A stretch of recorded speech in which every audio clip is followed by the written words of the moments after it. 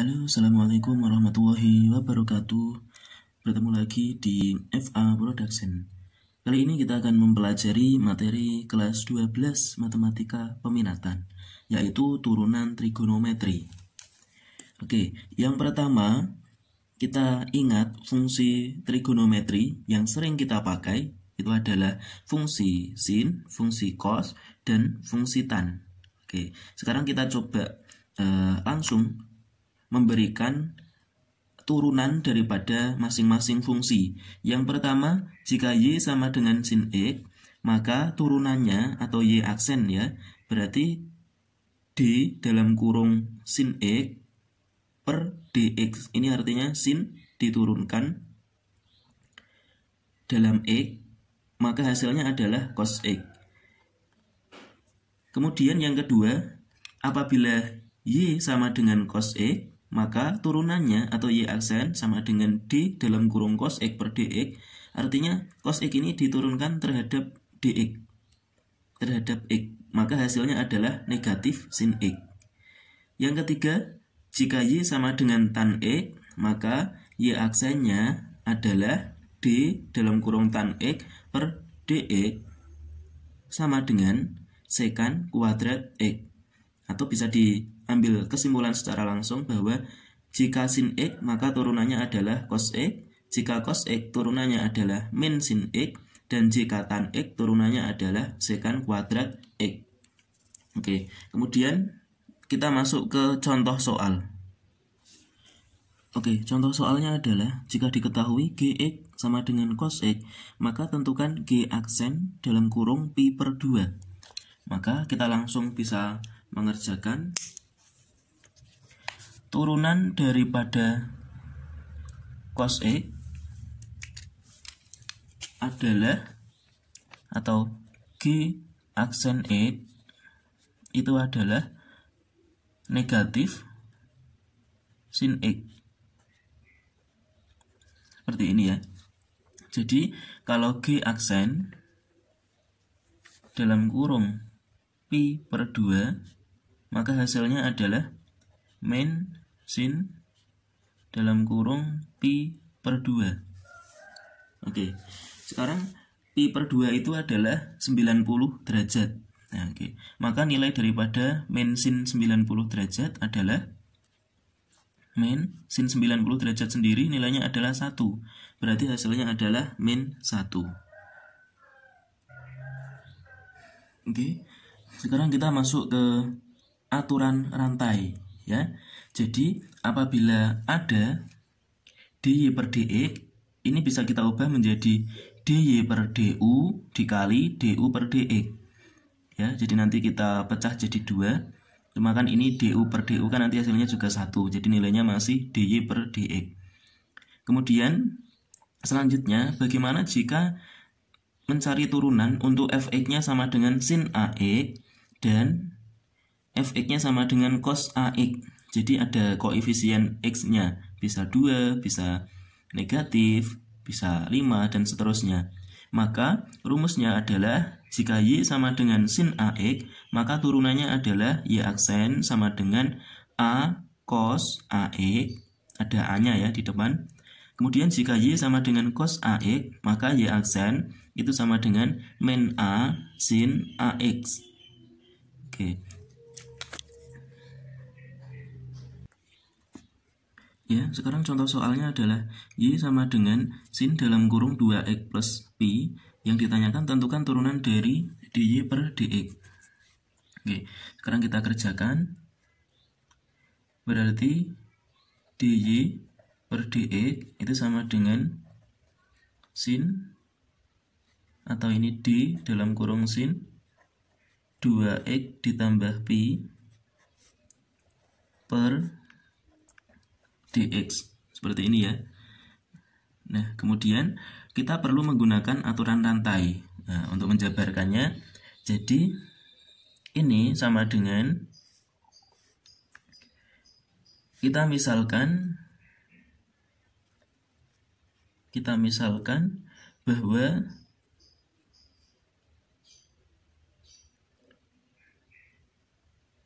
sin 2x plus pi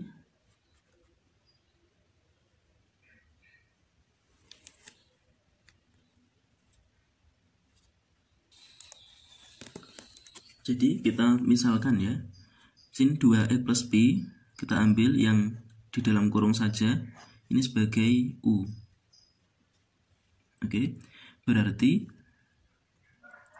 kalau U-nya adalah 2x ditambah pi, maka du per dx itu berarti di dalam kurung 2x ditambah pi per dx.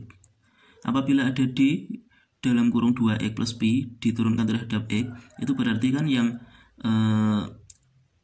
bisa adalah 2x-nya. Kalau pi ini kan sebagai konstanta ya dianggapnya, sehingga turunan dari 2x itu adalah 2. Oke, maka kita bisa melanjutkan di sini. Jadi di dalam kurung sin u per du ya, dikali aslinya du per dx sama dengan kita masukkan di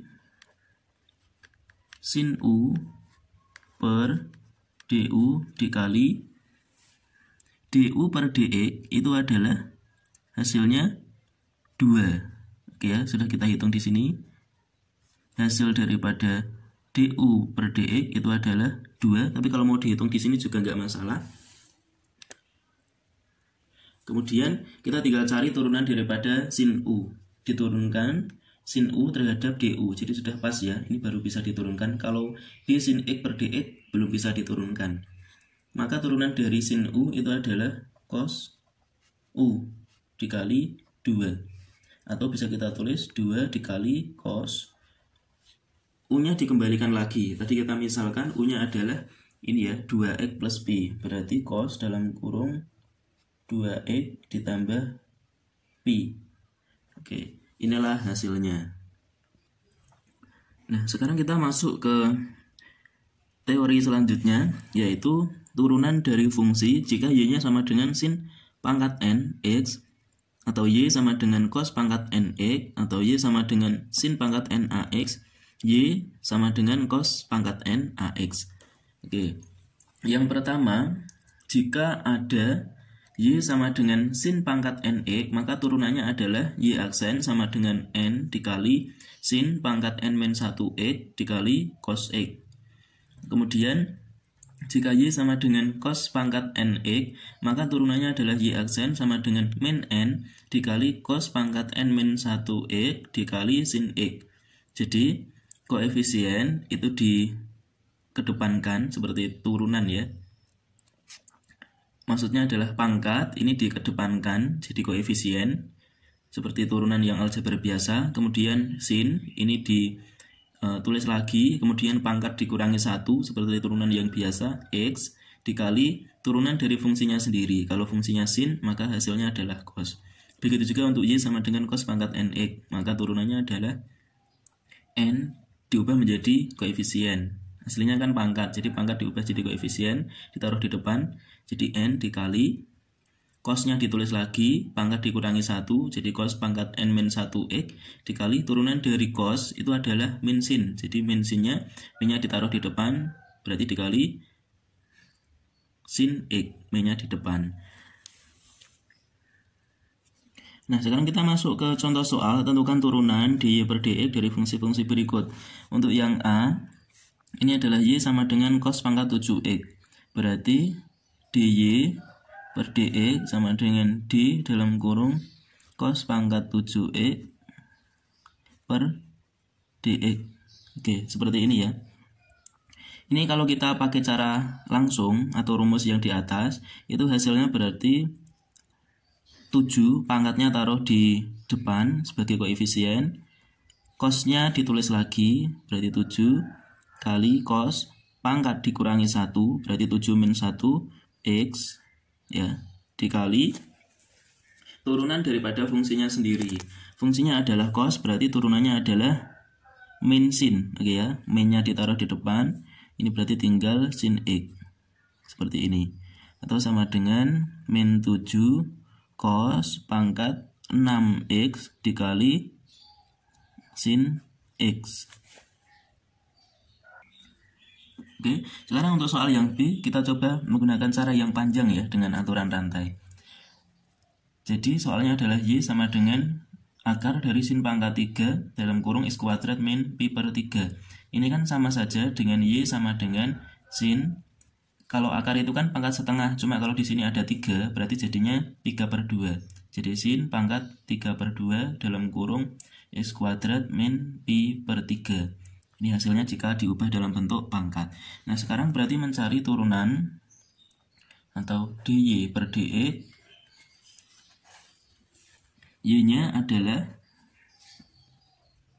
sin pangkat 3/2 dalam kurung x kuadrat min pi per 3 seperti ini per dx. Jadi ya, kita perlu memisalkan. Dimisal U sama dengan, berarti yang di dalam kurung ya, yaitu x kuadrat min pi per 3.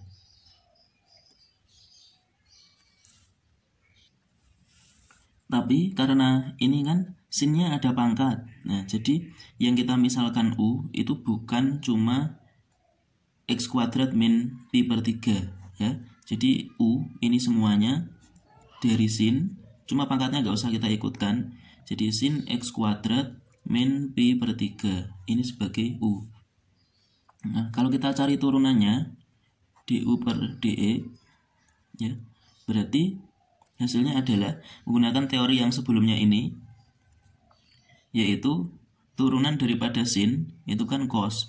Berarti cos dalam kurung x kuadrat min pi per 3 dikali turunan daripada yang dikurung sendiri, x kuadrat min pi per 3 itu kan turunan menghasilkan 2x ya, karena ini kita anggap sebagai konstanta, jadi x kuadrat itu diturunkan jadi 2x hasilnya.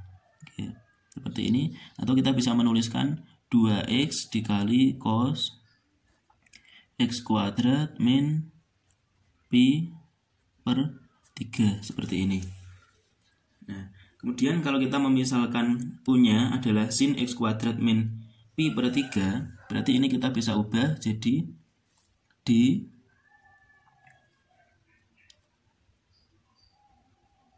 dalam kurung U per du dikali du per dx. Seperti ini rumusnya. Jadi karena kita memisalkan sin dalam kurung x kuadrat min pi per 3 ini sebagai U, berarti kan tinggal U pangkatnya adalah 3/2 ya. Yang ini berarti diberi pangkat 3/2 di dalam kurung U pangkat 3/2 per du dikali du per dx. Oke. Turunan daripada U pangkat 3/2 itu adalah 3/2 U pangkatnya dikurangi 1 seperti ini. Ya, turunan daripada U pangkat 3/2. Kemudian du per dx sendiri tadi sudah kita hitung, hasilnya adalah ini 2x dikali cos dalam kurung x kuadrat min pi per 3. Berarti tinggal di sini ditulis dikali 2x dalam kurung cos x kuadrat min pi per 3 seperti ini. Oke, kita pisah ya. Maka kita sederhanakan. Ini kan ada 2, dengan 2 bisa dicoret. Kemudian U-nya nanti kita kembalikan lagi ke permisalan kita, yaitu sin dalam kurung x kuadrat min pi per 3. Cuma di sini ada yang perlu kita sederhanakan. 3/2 dikurangi 1 itu hasilnya adalah setengah ya. Dikali ini ada 3-nya masihan, terus dikali x kali cos dalam kurung x kuadrat min pi per 3 seperti ini.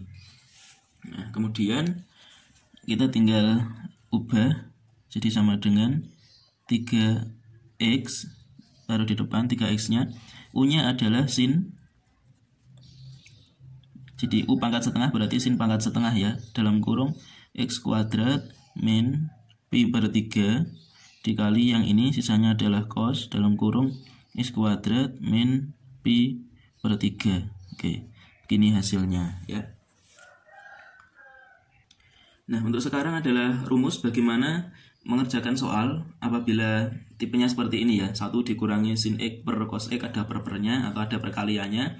Kita ingat lagi turunan fungsi aljabar. Cuma di sini apabila UX dan VX-nya dalam fungsi trigonometri, maka jika ada Fx sama dengan K dikali UX, maka turunannya atau F aksen X-nya adalah K dikali U aksen X. Biasa ini ya.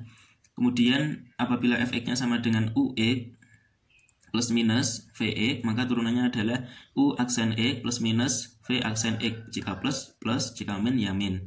Kemudian yang ketiga, apabila Fx-nya sama dengan UX dikali VX, ada perkaliannya ya, misalkan sin X dikali cos X.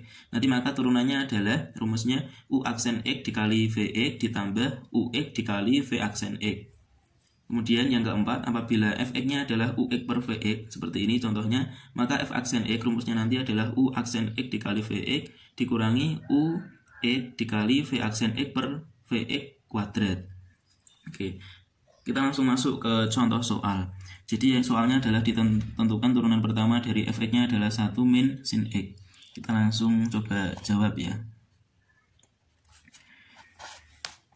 Oke, jika diketahui Fx-nya ini, maka U X sama dengan 1 min sin X dan Vx sama dengan cos X, seperti ini. Maka U aksen X hasilnya adalah 1 itu turunannya ke 0. Kalau sin turunannya adalah cos, karena ini min sin berarti min cos X.